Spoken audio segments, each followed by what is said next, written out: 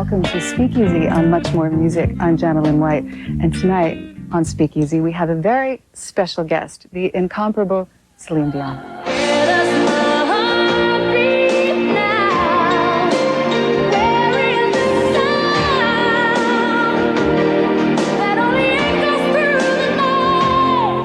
Hello. Hi, how are you? Very well, Nice to and meet you you. are warm because you just finished coming off stage. The spotlights are still burning on me. I just exited the stage not even 10 minutes ago. So the adrenaline is very high still. So, but I'm going to try to talk slowly and calm down. You don't have to calm down. We can handle the adrenaline around here. Okay. We're seated. But it was a very special night tonight. You raised over $1 million. Tell us about it. Yeah, people from Toronto came to see the show and raised over $1 million for cystic fibrosis. My niece who passed away of cystic fibrosis 2 years ago, and I'm the spokesperson in Canada for cystic fibrosis. Cystic fibrosis has been a cause because of your niece that you've been involved in for a long, long time. Yeah. But you recently did a benefit with Pavarotti in his hometown for the children of Liberia. Correct. And that must have been amazing. You were with some pretty powerhouse people there. Yeah, it was a big thrill when you sing with Luciano Pavarotti, the best singer, opera singer in the world. It's very powerful, and it was an outside show with an incredible symphonic orchestra. There were so many artists there. Everybody got to sing with him. He was a trooper. I'm telling you, I've never seen anybody like this. You know, when there's about 25, I don't know about the exact number, but there was a lot of different artists, and it's like almost a 3-hour show, and Luciano sang with every artist. One of their song, or like we sang our song that we did on the record. I have a blind now, like... Here, I happen to have your CD right thank you. It's the One Day I Love You, and the next day I hate you, and I love you. Yeah, I'm sorry about that. But he was an incredible trooper. But going to Italy, first of all, was great. Singing with Luciano. There was like, I think, 100,000 people outside. It was amazing. A perfect night, full moon, raising a lot of money. You can't ask for anything better than that. Now, you can do anything you want now. Pretty much. Don't you think? You've achieved a lot with your dreams. Yes. That dream, what was the song that you first did, that your mother wrote? Ce n'était qu'un rêve. It was only a dream. Dans un grand jardin enchanté, tout à coup je me suis retrouvée. And the chorus goes like, Ce n'était qu'un rêve, ce n'était qu'un rêve. It was only a dream. Yes. Well, you've accomplished those dreams. Mm-hmm. Would you dream of doing opera yourself? Opera? I don't have the talent for it. No, but it's true. It takes a very, very special... everybody can dance, but it's not everybody who can be a ballerina. True. So I think everybody can sing. Some people can have it easier than others, but opera, it's very classical, and you need a very special talent, and you need to train a certain way, and you need to have it. You need to have this talent, and you need to train a lot for many years. But it's different. I do pop music, so. I'd love to, because it's beautiful. You have the range, though. You have 5 octaves, right? I'm mezzo-soprano, so it's not very, very high. But when I train vocally, it sounds operatic a little bit. It's all like, it's a little bit like this.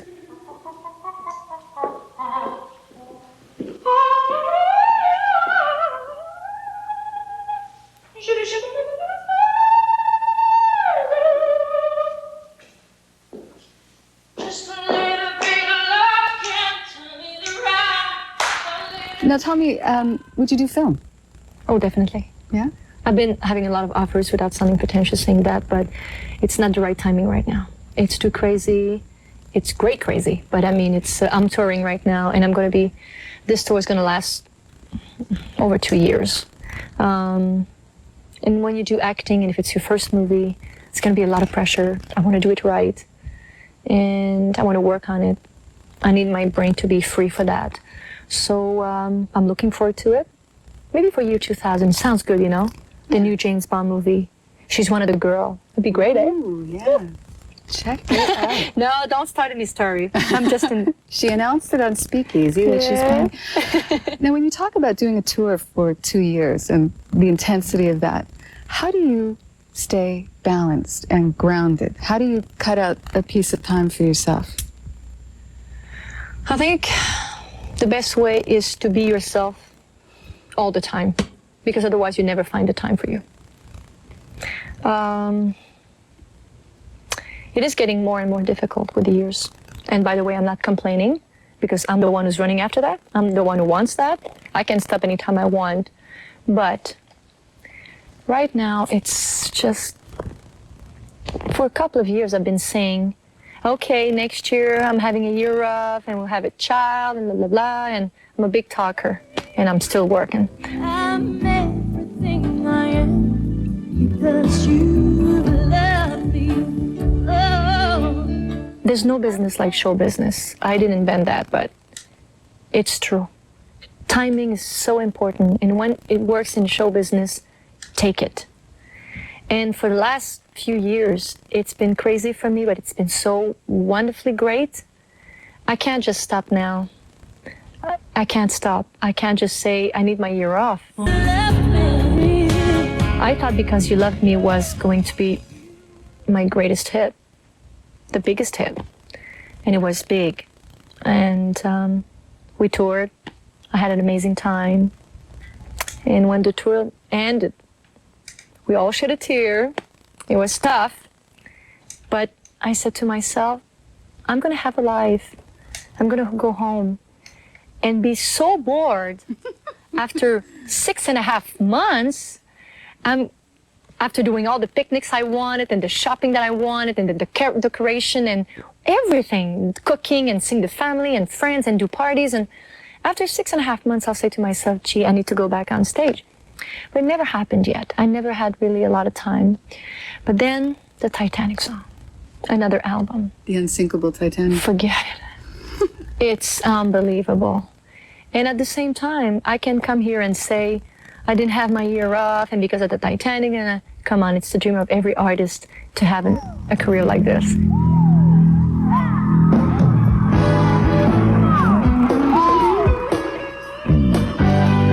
That's right. Here we go. Come on, folks. I want you to clap your hands for me. Here we go. The party's starting. So I'm on tour, and people are crazy. They want to hear the Titanic song. And it's a fabulous show. It's the very first time that I do a show in the round. It's my same team, but we're a little bit more people now. We're about 90 people touring. And it's a very spectacular stage and lights and songs. And we're having a wonderful, wonderful time. So I'm still on the road, but I'm taking one show at a time. And time off will come. Well, we're going to take a little break, and then we'll be back with Speakeasy and Celine Dion. Enjoy your tea. Yeah.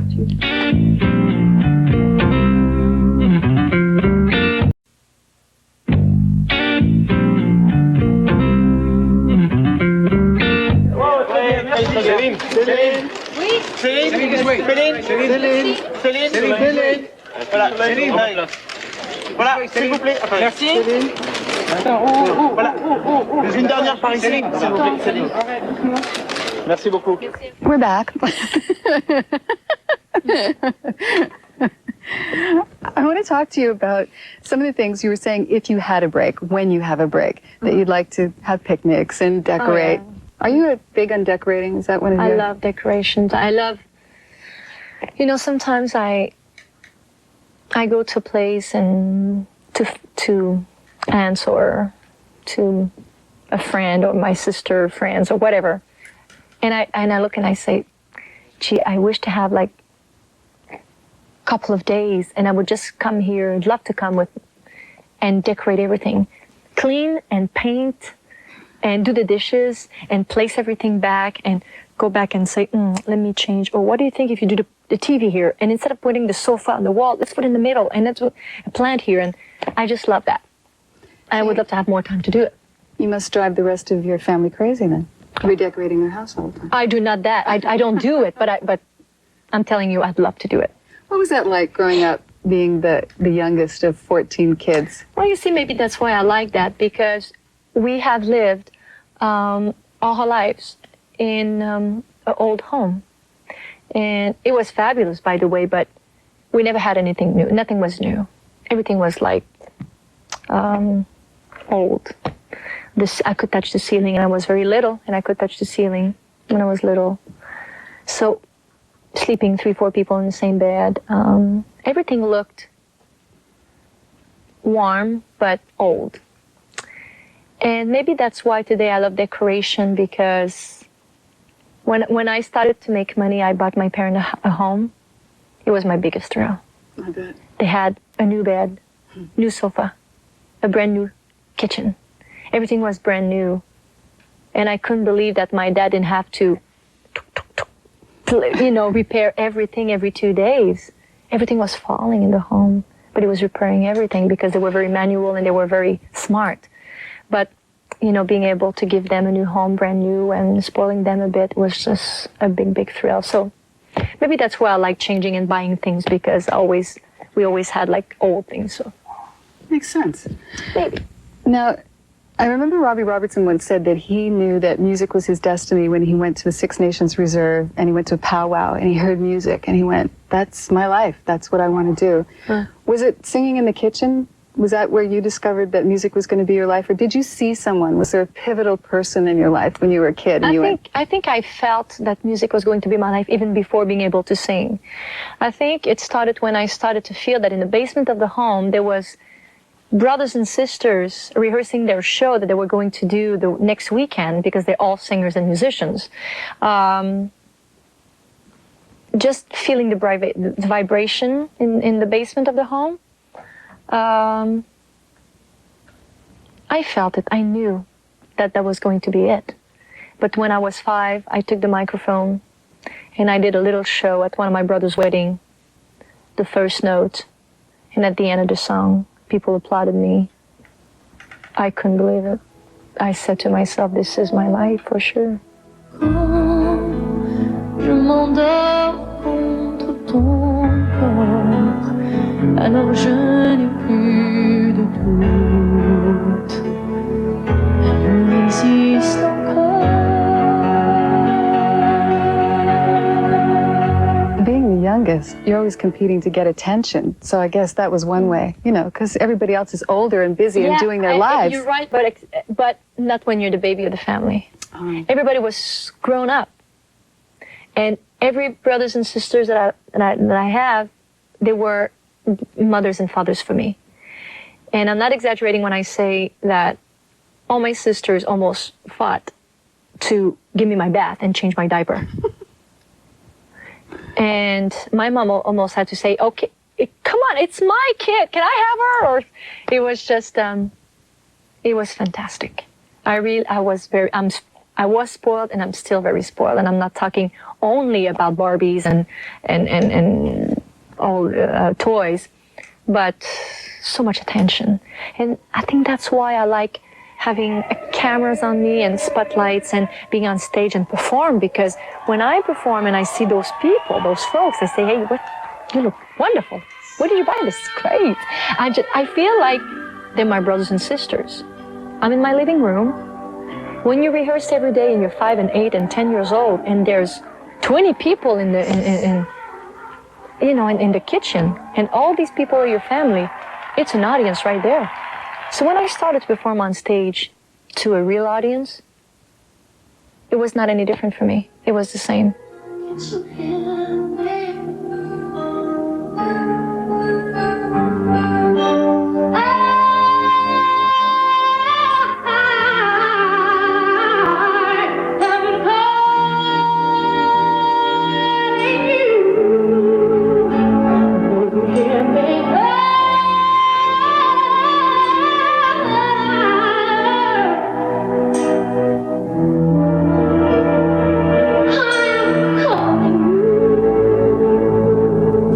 Perform these big events like the Grammys or the Olympics or the inaugural for Clinton, you look absolutely comfortable, like you've got nerves of steel, her eyes are crossing. Thank you.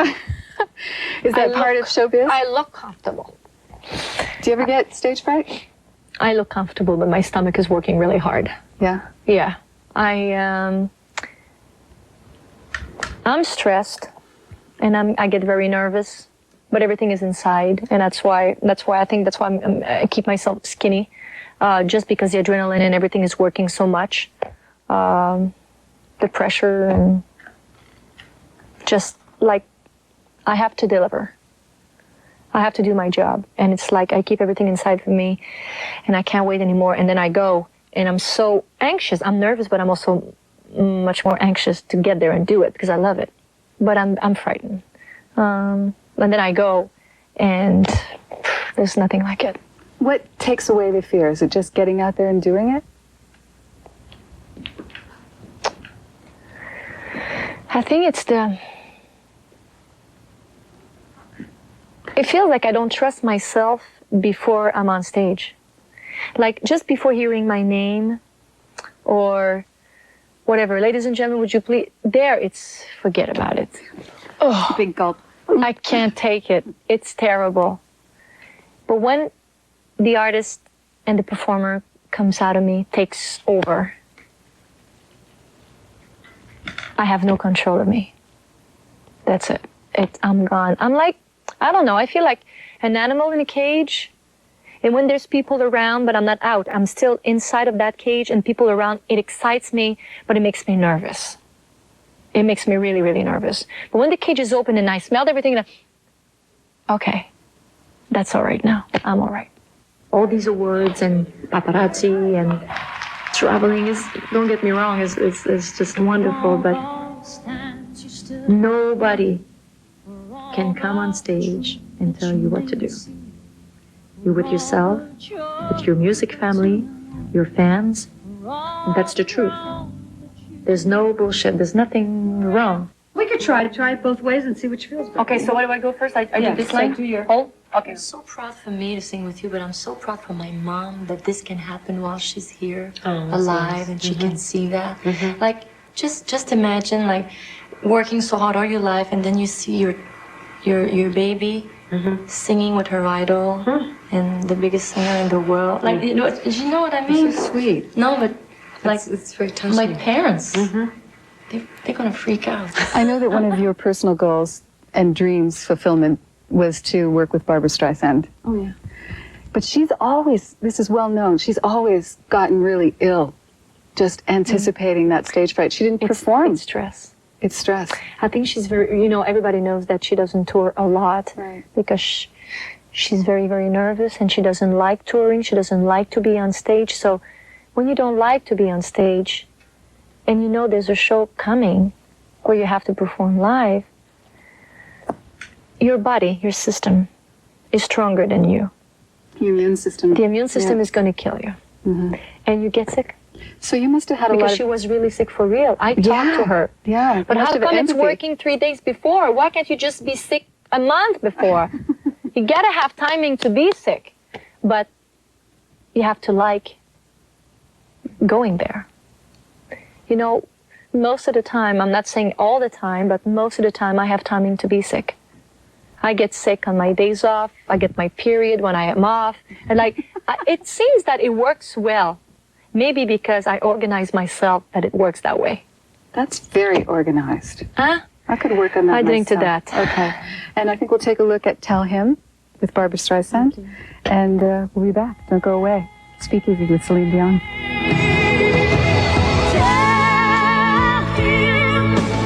Tell him that the sun and moon rise in his eyes.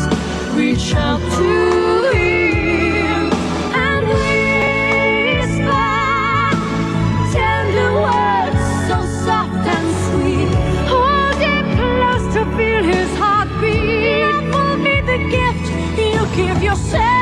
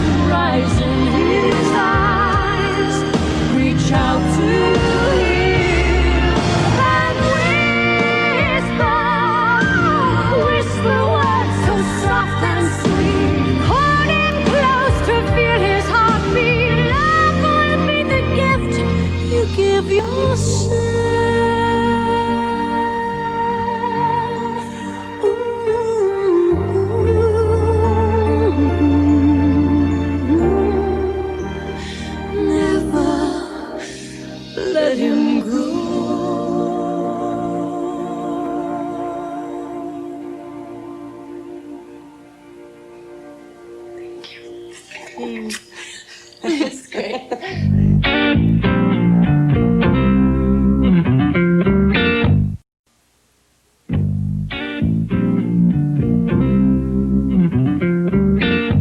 Whatever you do, boy. Thank you, Joe. Pleasure. I'm very happy. Very happy. We're back already. Do you want some more tea first? No, would you do? I Okay, would. let me have- Cheers. Okay, cheers to you. Mm, I love tea. it's good tea. Tea is like They have a very vegetarian, but chicken, you know, chicken noodle soup. When you're sick, don't ask me why. I don't know that, but when you're sick, you take this and you're okay. But tea is, my mom loves tea, but I love tea too. This was made specially by a very senior producer here as well, so I want you to know this is good tea. Thank you very much. And just a little bit of love, gonna turn it around and around and around and around. All right, one more time. When you're recording, is it hard to stop playing with it? When do you know it's enough? When do you know that song is the best that I can do? That's a take. Do you know? Or does a producer say, that's it, Celine. Celine, it's it. That's it. It's as good as it's going to get. First, I have to tell you, I never work any of my songs. When I receive a song, I listen to it once. It's le coup de foudre. It's forget about it. I love it. I want it. I'm going to sing it. I hear it once, and if I like it, I'm going to know it by heart in a sec. And I'm not gonna hear it many times before I go record it, because I don't want to get too familiar with it. Because when I'm in the studio and the track starts, I want to be able to discover the song at the same time as you. If I know too well what I'm going to do, if at the end of my first phrase I know I'll do ooh, so I'll say, if I expect me to do that, I'm sure you'll feel it. I just want to discover at the same time as you. We don't say goodbye.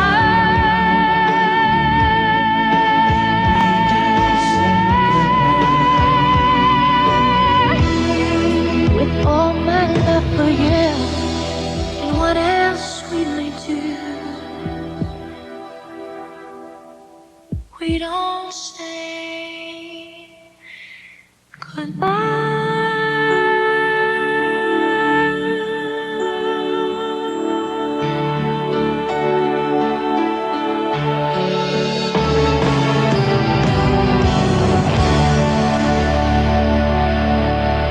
Some people work on songs over and over and over again, and it will be different and different.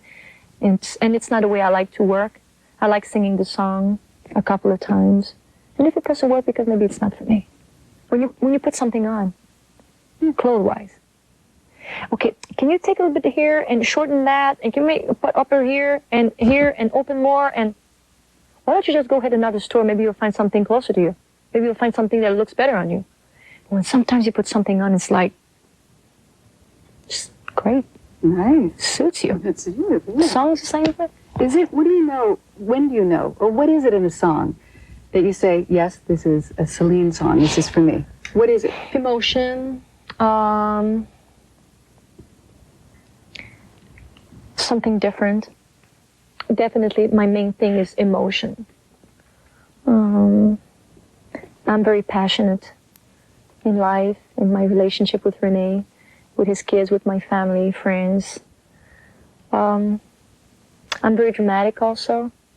So it's either something passionate, dramatic, painful sometimes. Painful is good.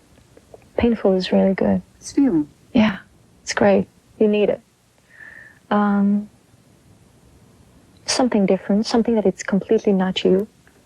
You say, oh gee, I wish I'd be like her, or like this character of my song. She has so much guts. She's great. And then there's a drive, you sing, and it's like you feel your voice is changing, and you have like, oh, in this voice, and it's different.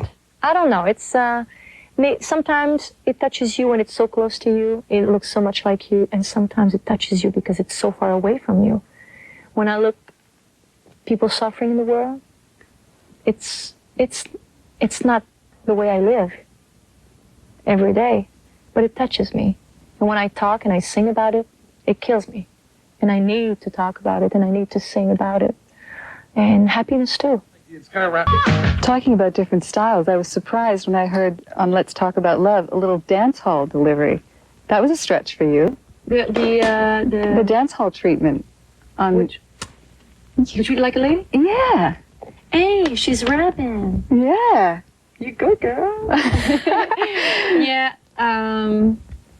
You see, that was different for me. Mm-hmm. I always said in every interview in my life so far, Well, you see, I don't see myself recording a rap album tomorrow, but here I am, I'm singing. It's not completely a rap, but it's a kind of a rap, reggae type of song. But I enjoy myself because it's so different than what I usually do and what I'm known for and what's touching me the most. I think I consider myself as a ballad singer. I love being emotional and dramatic and big songs and I love that. That's me. But when it's time to just get down and just be funny and just more rock and more wild, different. On the It's funky nice. tip. It's nice. Yeah, It's good. yeah. It's refreshing. This whole album, Let's Talk About Love, is kind of a love affair with many singers. Completely. The Bee Gees, Never. Pavarotti, Yeah. Barbra Streisand. Never I thought. You see, I didn't want to record that album. You didn't? I did not. Why not? I wanted to have this year up that I talked to you about before. To decorate. Yeah, I was not supposed to record this album. Like I said, because You Loved Me was on the charts. It was selling. We toured it. It was big. And I said to myself, what a wonderful world. I said to myself, we should just retire a bit because if I want to sing a couple of more years, I don't want people to be tired and say, oh, Jesus, this is another song, make us cry again or something. I don't know. I just don't want to I don't want them to be tired of me. Right. So I wanted to stop. And because I didn't know that I could have, everybody gave me their best songs and I don't write my songs. So I was afraid not having good songs to come back with another album. So we agreed, Renee and I, not to come back with another album for a little while. And then, like I said, the Titanic, and then everybody, Carole King sent me that song, and Diana King and Sir George Martin want to produce The Reason that Carole King wrote, and all the duets. And I mean, forget about it. Never I thought that it was going to happen to me. So put yourself in my shoes. Am I going to say, well, I was not supposed to record an album, that's it, they should wait, or no, I'm not recording. It was wild. This is happening and I can't believe it. So we went back in the studio, back on the road, and here I am. Did you have any hint or any gut feeling or instinct about how big the Titanic was going to be and how big I this wish to song? be that smart. You see, I wish to be that smart. Come say, wait, we're coming about something. It's going to break your heart and it's going to be the biggest hit of all time. No, I didn't know, but I knew we had something very special. How special, how big, how much of a success? Of course not. I couldn't tell. And I was a little afraid to do another song for a movie, but when I saw the movie, I said, never mind what's going to happen, what people think. It's so good. I need that in my repertoire, in my life. I needed to do it for me. And then everybody opened their hearts in it and they're crazy for it. I think we should take a look at that Yeah. unsinkable song. Okay, let's do it. Speakeasy will be back in a minute with Celine Dion.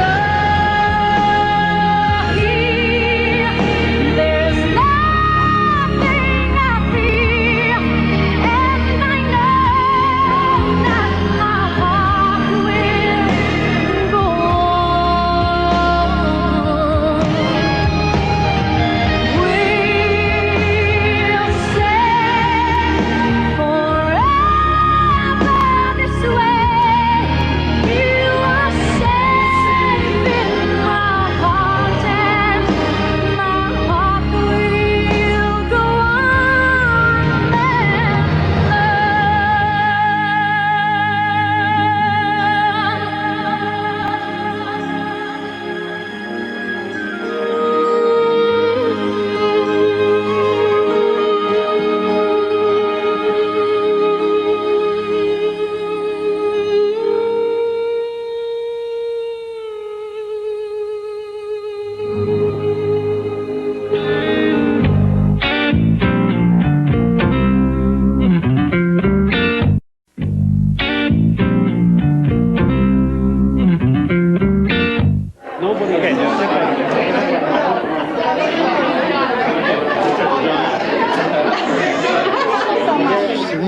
not talking today to protect her voice like she does, you know, and when we're touring, every off day, she usually doesn't speak in order to be in great shape for the next concert. That's the best way to protect your voice. Just sipping some tea on Speakeasy with Celine Dion. Thanks. All right, tea time.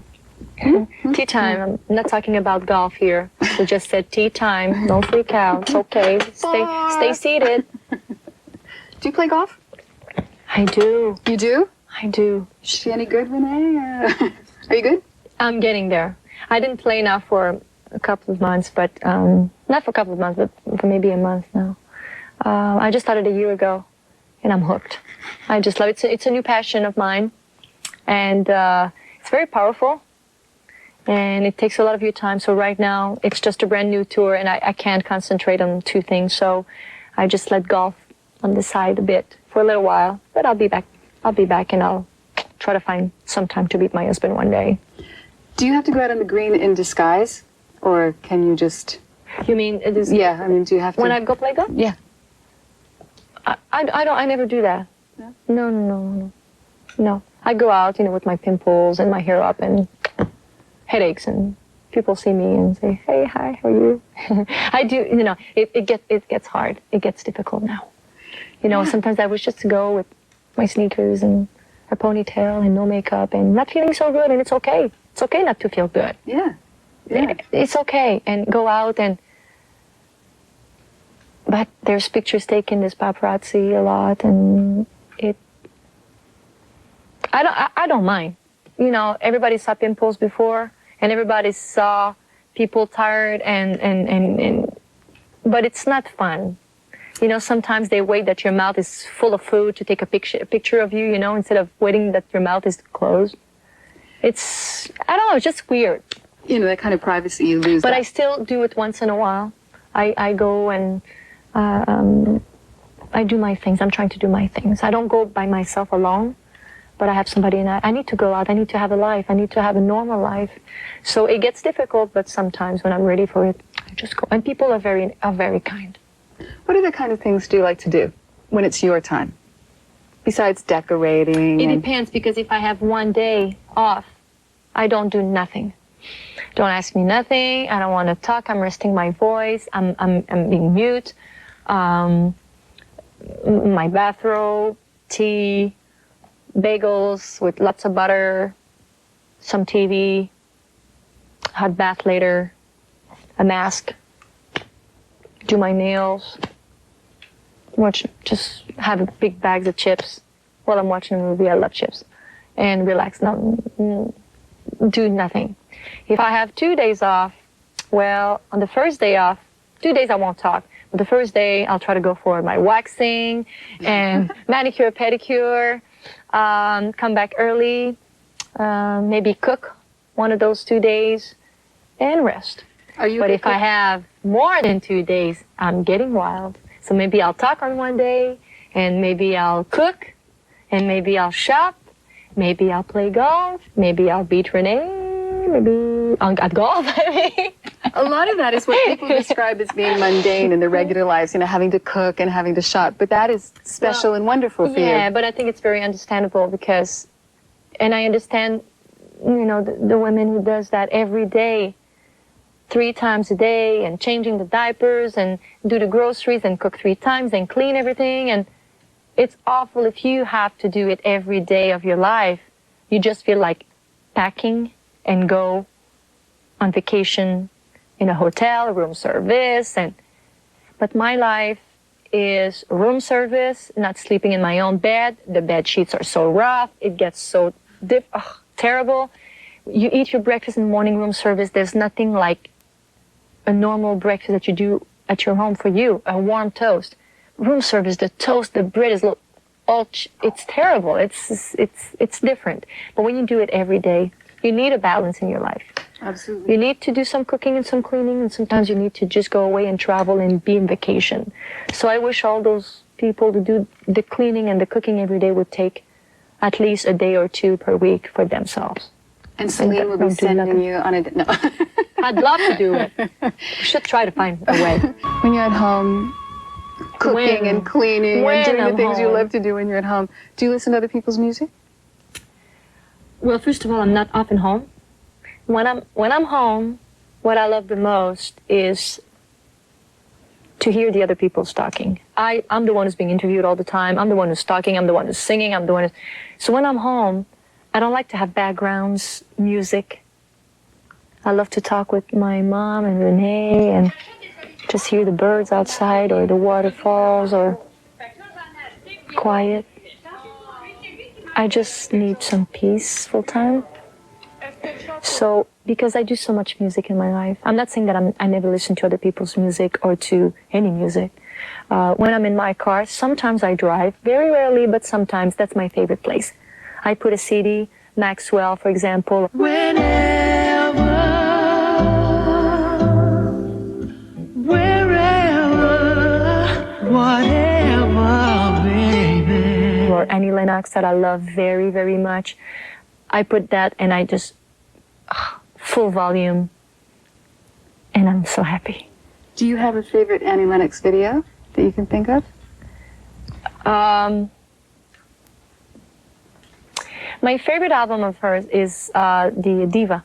Yes. That's my favorite. So any of that video is, I love. Money Can't Buy It or whatever. I just love her so much. Anyone. Well, okay. What I want to do is thank you, first of all, for being here.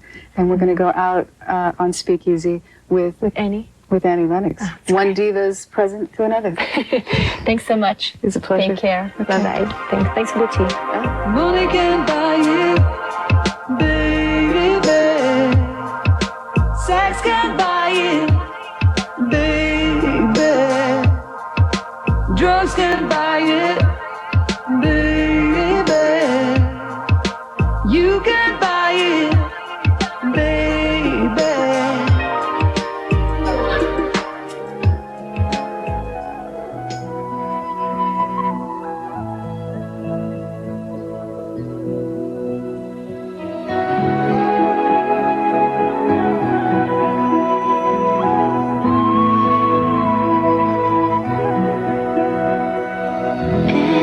Every night in my dreams, I see you, I feel you. That is how I know you. Go on. Far across the distance and spaces between us, you have come to show you. Go on. Near